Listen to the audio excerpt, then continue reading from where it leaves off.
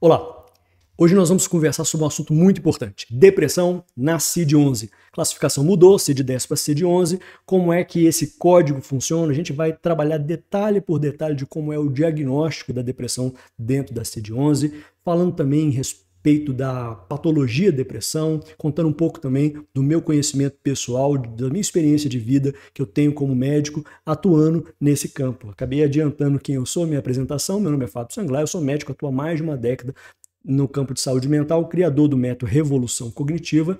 Eu estou completamente convencido que saúde mental é muito mais do que remédio, terapia. Remédio, terapia. Você precisa de conhecimento, porque o conhecimento faz você ter uma avaliação pessoal do que é o quadro mental, de como as coisas estão, e conhecimento te empodera.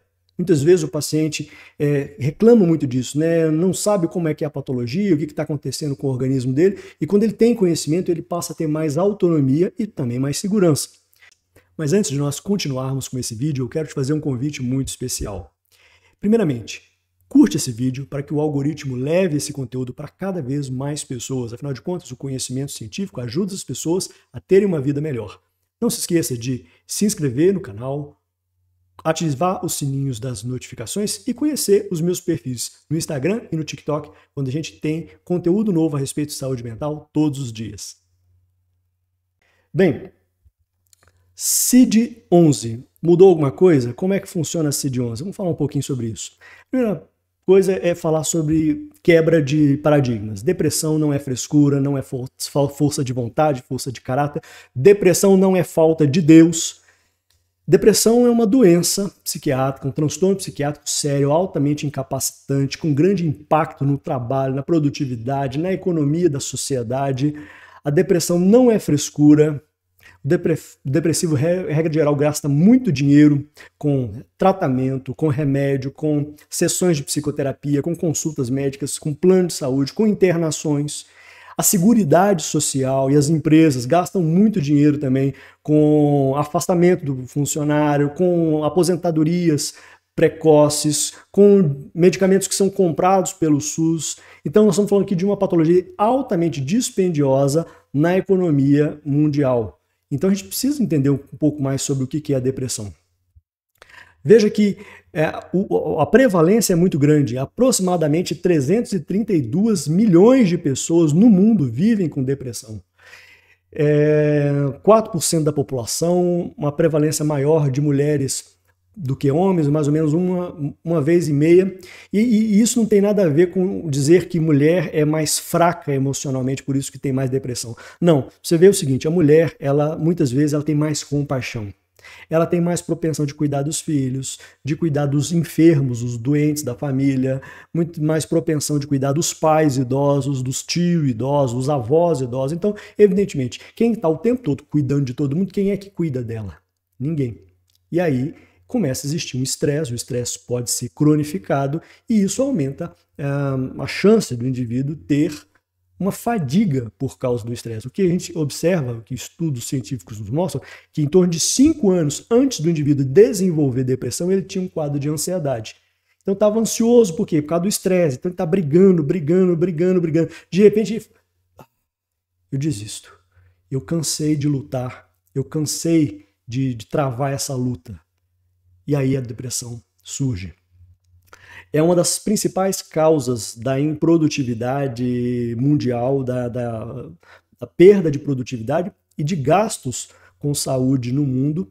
Tem um fortíssimo impacto econômico e é uma prevalência gigantesca. Nós estamos falando aqui, nós temos em torno de 1 bilhão de pessoas com transtornos mentais no mundo, nos quais 332 milhões tem depressão. Nós estamos aqui, portanto, falando que a depressão atinge em torno de 1/3 de todos os quadros psiquiátricos no mundo. É uma prevalência muito alta, sem dúvida. Bem, mas como é que é feito o diagnóstico da depressão? A gente utiliza-se de manuais. Existem manuais americanos, que é o DSM-5, da Associação Americana de Psiquiatria, muito usado no mundo inteiro, e existe uma que é padronizada para o mundo inteiro, que é o CID, que é a Classificação Internacional de Doenças da OMS, perdão. Na OMS, você vai ter a sigla 6A70, que vai ser a sigla, o código da depressão. E algumas pessoas não estão muito familiarizadas com esse código, então eu fiz questão de explicar um pouco disso. Vamos fazer uma revisão sobre o que é a CID-11, a qual utiliza uma codificação alfanumérica em que o caractere corresponde a um nível taxonômico e que caracteriza, portanto, a patologia. Como é que é isso? Como eu disse, depressão é 6A70. O que é esse 6? É o capítulo. Por exemplo, capítulo 6, transtornos mentais, comportamentais no neurodesenvolvimento. Capítulo 1, infecções, doenças infecciosas. Capítulo 2, neoplasias, cânceres. Capítulo 5 são doenças endocrinológicas. Então, cada capítulo tem um número. Esse 6A70, o 6 diz respeito a exatamente o capítulo da psiquiatria, dos transtornos psiquiátricos. Esse A, o que significa? 6A70. O A significa transtornos de humor, porque a depressão ela é uma redução do humor, principalmente, classicamente.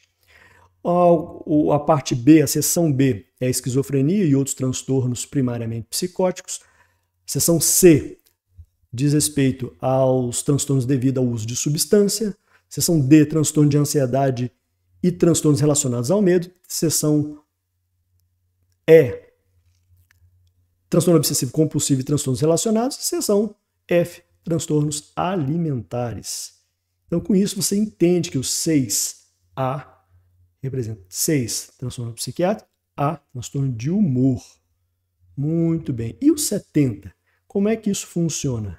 Vou explicar também. Essa terceira e quarto caractere, né, que são os números, diz respeito a características mais claras da doença. Por exemplo, 6A70 é o episódio depressivo, único episódio depressivo, né? 6A71 é depressão recorrente. A depressão recorrente ela é diferente da depressão de episódio único. A depressão recorrente é uma doença crônica, assim como diabetes, assim como lúpus, eritematoso sistêmico, assim como pressão alta. É uma doença crônica, com momentos de melhora e piora ao longo do tempo. Não tem cura, mas tem controle dos sintomas e melhora da qualidade de vida. 6A72 diz respeito ao transtorno disfórico pré-menstrual, 73, transtorno depressivo persistente, aquele quadro depressivo que é difícil de ser tratado, difícil de responder ao tratamento que a gente utiliza, que é basicamente remédio e psicoterapia. Às vezes, transtornos depressivos persistentes, até mesmo a eletroconvulsoterapia não respondem. São quadros mais complexos. E isso mostra que a gente tem que ter a humildade de entender que a hipótese que mais é utilizada, que é a hipótese monoaminérgica, na qual a depressão ela é simplesmente uma falha de receptores ou de neurotransmissores, em especial serotonina, dopamina e noradrenalina, é uma hipótese interessante, mas ela não resolve todo o quebra-cabeça. E a prova de que não resolve é que existem quadros que não respondem ao tratamento, nem medicamentoso, nem psicoterápico. Então, a gente precisa aprofundar esse estudo, porque nós estamos falando aqui de quadros que têm uma prevalência muito grande também. Os quadros persistentes têm uma prevalência grande. Mas ainda não é só isso. Porque os 6A70, eles podem ser vírgula ou ponto 0, ponto 1, ponto 2, ponto 3, que diz respeito às características, aos especificadores. Por exemplo, depressão leve, ponto 0, depressão moderada, ponto 1, depressão grave, sem sintoma psicótico, ponto 2, e depressão grave com sintoma psicótico, ponto 3. Então, 6A70, ponto 3. O que é uma psicose? Psicose é um quadro, eu estou aqui fazendo a classificação, dando uma classificação americana, né? É um quadro em que você tem delírios e alucinações. Delírios, por exemplo, pensamento de grandeza, ou delírio de ruína, ou delírio místico religioso. Delírio é um pensamento irresistível. É um pensamento que não é vencido pela argumentação lógica. Por exemplo, um indivíduo que acha que ele está morrendo por algum motivo, por exemplo, um delírio de ruína, ele não consegue ser convencido pela argumentação lógica. Um médico pode fazer, fizemos todos os exames e você está em plena saúde. Não, mas eu tenho certeza que tem alguma coisa errada comigo. O delírio, ele não é vencido pela argumentação lógica, e a alucinação é uma depravação dos sentidos, ou seja, a pessoa enxerga o que não existe, ouve o que não foi falado, às vezes sente aromas. No caso, por exemplo, depressão, é muito comum o paciente falar em quadros psicóticos, dizer, eu estou sentindo um cheiro de estragado, de podre. Aliás, isso é interessante, é um experimento sinestésico interessante. Quando você pega uma pessoa depressiva e fala assim, como é que você está se sentindo a maior parte do tempo? Eu estou muito triste a maior parte do tempo, muito triste. E aí você vai e pergunta para ela, tá, se essa sua emoção fosse um cheiro, que cheiro seria? Sempre falam, se fosse um cheiro, se eu pudesse traduzir isso para um cheiro, seria cheiro de podre, cheiro de mofo, cheiro de estragado. Eu estou o tempo todo sentindo esse humor. Isso é interessante para você enxergar, né, como é a mente de um depressivo, que não é fácil o que eles sofrem. Bem, mas depressão também, existem critérios, né? É importante lembrar o seguinte, o episódio depressivo é definido pela presença persistente, não é uma coisa eventual, hoje eu estou deprimido, não é assim. Persistente, de sintomas específicos, com prejuízo. O prejuízo é fundamental na psiquiatria moderna. Tem que existir um impacto, aquilo tem que produzir uma perda significativa, quer seja emocional, social, ocupacional, e tem requisitos para o diagnóstico. Por exemplo, tempo. No mínimo 2 semanas. Depressão de um dia não é depressão. Outro, sintomas nucleares, ou seja, sintomas que, sem esses sintomas, não pode fechar diagnóstico depressivo. São 2 os sintomas nucleares. Humor deprimido e anedonia. Um dos 2 tem que ter. Pode ter os 2, mas não pode ser sem os 2. O humor deprimido, e esse é um ponto que muitas pessoas erram, eu tô triste assim, tô deprimido. Não, é muita tristeza, o persistente, o tempo todo, todos os dias, por no mínimo 2 semanas. Então, uma coisa profunda e persistente, ou um sentimento de vazio muito grande, ou um sentimento de desesperança muito grande, ou um sentimento de irritabilidade muito grande. Aí vem um conceito que dificilmente é compreendido por muitas pessoas. Às vezes a criança está com um quadro depressivo, por exemplo, os pais estão no momento de divórcio, aquilo é um fator de estresse muito grande, a criança se deprime. Ela começa a brigar e bater nos coleguinhas. Ela está manifestando a depressão na forma de irritabilidade. Outra característica muito importante, a irritabilidade está presente no adolescente rebelde, no jovem, no adulto jovem. Muitas vezes o homem é irritado, né? Homens muitas vezes no quadro depressivo ficam muito irritadiços. A testosterona tem uma parte dessa responsabilidade. A anedonia é outro ponto importante, que é uma profunda falta de interesse naquilo que antes era interessante e prazeroso para aquela pessoa. Então o indivíduo gostava de futebol, não vai mais. O indivíduo gostava muito de música, não quer saber de música. Gostava de ler, não quer saber de ler. Não gostava de filme, não quer. Gostava de ir para festas, hoje só quer ficar em casa, dentro do quarto, no celular o tempo todo. Uma mudança óbvia do padrão de comportamento dessa pessoa.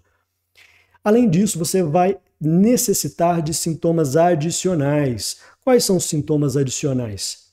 Redução da energia ou fadiga anormal, dificuldade de concentração e atenção, autoavaliação negativa, sentimento de inutilidade, culpa, baixa autoconfiança, baixa autoestima, pensamento de morte, ideação suicida e comportamento suicida, alterações de apetite ou do peso corporal. Às vezes o indivíduo ou ganha muito, no caso das depressões atípicas, ou perde muito peso, nos casos das depressões típicas. Agitação ou lentificação psicomotora, ela fica agitada demais, angustiada, e passa uma mão na outra, e está muito agitado, e está diferente do que estava antes, ou muito lentificado, fora do normal, ou uma redução da capacidade de iniciar ou manter atividades voluntárias, né? Você tem que sempre mandar a pessoa fazer. Vai tomar banho, senão ela fica vários dias sem tomar banho.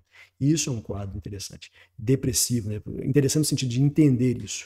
Lembrar que, né, muita gente confunde, porque nós temos basicamente dois manuais, a CID-11 e o DSM-5. No DSM-5 tem uma pegadinha que muitas vezes as pessoas erram. A redução de energia ou fadiga é descrito como um sintoma central da depressão, mas não sintoma obrigatório. Ou seja, é muito comum, mas não é necessário para o diagnóstico. O DSM-5 várias vezes diz, olha, falta de energia é uma característica marcante da depressão, e é de fato verdade, mas ela não é indispensável. Indispensáveis são os sintomas nucleares. Sintomas adicionais vêm depois. E como é que a gente faz a classificação? A classificação agora é matemática. A gente, como eu falei, tem que ter no mínimo um sintoma nuclear, podendo ter os dois, mas tem que ter no mínimo um sintoma nuclear. E pelo menos 2 sintomas adicionais, por exemplo, insônia e ganho de peso, depressão leve. Veja que você pode ter depressão sem necessariamente ter tristeza. Você pode ter anedonia, ganho de peso e sonolência demais, já pode ser depressão. Episódio moderado, aí você vai ter de 3 a 4 adicionais e no mínimo um nuclear. Depressão grave, sem sintoma psicótico, você não vai ter delírios e alucinações, mas vai ter um nuclear e no mínimo 5 sintomas adicionais, podendo ter todos, inclusive. E a depressão grave com sintoma psicótico, que é o nível mais grave do quadro, mais grave para o paciente e grave do ponto de vista nosológico, que às vezes tem que ter internação e a gente tem que tomar bastante cuidado. Não raramente há necessidade de fazer eletroconvulsoterapia nesses pacientes em especial. Nós estamos falando de sintomas, você tem que ter todos os sintomas graves, portanto, um nuclear e no mínimo 5 sintomas adicionais e sintomas psicóticos, delírios e alucinações. Lembrando que esses delírios e alucinações não precisam ser congruentes com o humor. Por exemplo, o que significa isso? O que é congruente com o humor? De onde é que vem essa ideia? Vamos colocar da seguinte maneira, que é muito importante para você entender. Você tem um quadro de humor em que você tem uma profunda tristeza. O que é congruente com esse humor? Ter sintomas, por exemplo, de vozes falando coisas ruins para você, ou pensamentos de que você é uma pessoa terrível. É congruente, ou seja, é lógico. Mas você pode ter o contrário também. Você pode ter sintomas delirantes que você é maravilhoso, que você é extraordinário, sendo que você está em um quadro depressivo. Então isso também pode acontecer. Lembrando que existem algumas coisas que não são depressão. E a gente tem que tomar cuidado com isso, porque é onde muita gente erra, muita gente cai nisso, muita gente faz diagnóstico errado. Se tem mania ou hipomania presente ou no histórico do paciente, não é depressão. Mania? O que é mania? A pessoa fala, eu tenho mania de roer unha, tenho mania de escovar o dente, tenho mania de pintar o cabelo. Não é esse tipo de mania. Mania que nós estamos falando é um quadro que está ligado a uma aceleração do humor dentro de quadros bipolares. E por que mania é incompatível com depressão? Porque você vai ter não uma depressão unipolar, em que o indivíduo cicla do normal para o deprimido. Você vai ter uma depressão, talvez, bipolar, no qual ele cicla de momentos de grande euforia até momentos de profunda tristeza. Você tem uma amplitude maior da variação de humor. Então esse é o ponto fundamental. O que é mania? Vamos falar sobre isso agora. Mania é típica da depressão tipo 1, a mais grave. Hipomania, depressão tipo 2, a mais branda. Você vai entender direitinho agora a diferença. No quadro de mania, que é o quadro mais grave, o paciente pode dormir a 2 horas por noite, ele está ótimo com 2 horas por noite. Ele tem uma energia muito aumentada, ele tem uma impulsividade, uma esperança também. Muitas vezes ele fala, não, eu vou comprar 4 carros porque eu sou uma pessoa extraordinariamente inteligente, eu vou ganhar dinheiro com Bitcoin e vai ser fácil, eu pago esses carros com menos de 6 meses. Ou seja, ele tem delírios de grandeza, autoestima inflada, esperança. Falaram para a gente que esperança é uma coisa maravilhosa, mas se o indivíduo ficar otimista demais, ele faz muita besteira na vida dele. E muitas vezes quadros de mania geram isso, gastos irresponsáveis, atípicos, gastos de grande quantidade de dinheiro. Às vezes um indivíduo recatado e muito tímido, que não consegue nem falar direito, de repente candidata para deputado, ele tá e compra 3 carros, 2 apartamentos, uma carreta, e vai fazendo um monte de dívida e vai se atolando em um monte de dívida enquanto está num quadro. Sem falar dos sintomas delirantes, muitas vezes aí sintomas de delírios de grandeza, né? E aí um testemunho que eu vi acontecer, ninguém me falou, estava no início, estava recém-formado, estava num hospital psiquiátrico, chegou meia-noite, um paciente todo amarrado, todo contido, contenção mecânica, né? Porque estava batendo em todo mundo. E aí ele pediu para eu segurar a mão dele, eu fui, segurei a mão dele assim, ele apertou a minha mão e falou: eu sou o Deus Todo-Poderoso e esmagarei os seus ossos com as palmas das minhas mãos. Ou seja, ele estava com delírio de Deus, sou Deus. Quem é você? Deus. E aí você vai tratando o paciente, e ele foi diminuindo, né? Não raramente o pessoal via ele expulsando demônio lá na enfermaria, botava a mão nas pessoas, orava um, orava outro, mas ele foi diminuindo, o remédio foi fazendo efeito, ele foi voltando ao normal. Daqui a pouquinho ele falou, não, eu não sou Deus, não. Ele foi diminuindo o grau, né? Deus, depois passou para bispo, depois pastor, numa igreja aí que eu não vou falar o nome. Quando ele estava para ganhar alta, ele era obreiro, né? Obreiro. Vai diminuindo com o passar do tempo. E vai melhorando graças a Deus, né? A medicação é eficiente, os delírios vão cessando, o humor vai ficando mais estável, o paciente vai voltando a ser produtivo, né? Mas aí foi um caso que me marcou muito, né? Um dos primeiros pacientes que eu atendi, Deus. Mas, felizmente, depois ele foi melhorando e foi se recuperando, e hoje eu acredito que se ele manteve o tratamento, ele pode ter tido uma vida muito boa, pode estar bem até hoje. Lembrando que bipolaridade é um quadro também cíclico e crônico, e bipolaridade é doença crônica. Importante falar isso, saber disso e lembrar disso. Bipolaridade é doença crônica. Muito bem. Algumas características que a gente precisa lembrar, não é?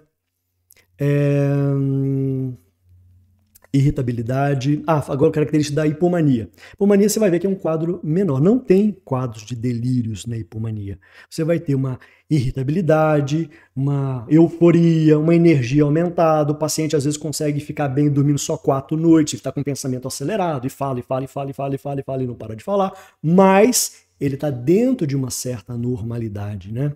Isso é importante a gente ver também. Muito bem, o que outra coisa que confunde muito o diagnóstico?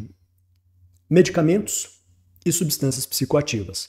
Vou dar ênfase em algumas substâncias aqui que eu acredito que sejam importantes. Primeiro, álcool. Especialmente nas fases de abstinência, frequentemente produz sintomas indistinguíveis de uma depressão. É praticamente uma depressão. Você olha assim, o paciente tem perda de peso, alteração do sono, falta de energia, dificuldade de concentração, pensamento de morte, tudo uma depressão. O álcool produz um quadro muito próximo, fala depressão secundária ao uso da substância. 2. Cocaína. Muito frequentemente, especialmente após o uso do crash, né? Muitos pacientes desenvolvem esses sintomas. Cannabis, o uso crônico da cannabis, muitas vezes deixa o humor entristecido, planificado e uma síndrome amotivacional, na qual o indivíduo simplesmente para de ter energia e ânimo para fazer as coisas. Ele não consegue mais fazer nada, não consegue mais produzir, não consegue mais voltar ao seu dia a dia. Aquele aluno tirava nota boa e de repente começa a usar cannabis, ele começa a ficar independente em uma matéria, 2 matérias, porque a síndrome amotivacional. Um outro ponto, uma outra substância psicoativa que é substância de abuso, porque existe automedicação, são os benzodiazepínicos. Quando não são prescritos por médicos e utilizados de forma errada durante anos e anos a fio, o indivíduo pode desenvolver lentificação do pensamento, alteração do sono, problemas de memória e até humor entristecido. Medicamentos que podem produzir sintomas muito parecidos com depressão, também a gente precisa lembrar. Quais são esses medicamentos? Os corticoides, o propranolol, que é um beta-bloque antigo, um beta-bloqueador, uma medicação para hipertensão arterial sistêmica, pode provocar apatia, fadiga, humor entristecido. A isotretinoína gera sintomas depressivos muitas vezes, interferon alfa e alguns anticoncepcionais hormonais também podem provocar sintomas depressivos. Lembrando também que existem patologias clássicas que estão ligadas à depressão, patologias e quadros clínicos clássicos, né? Por exemplo, o mais famoso dele é o hipotireoidismo, né?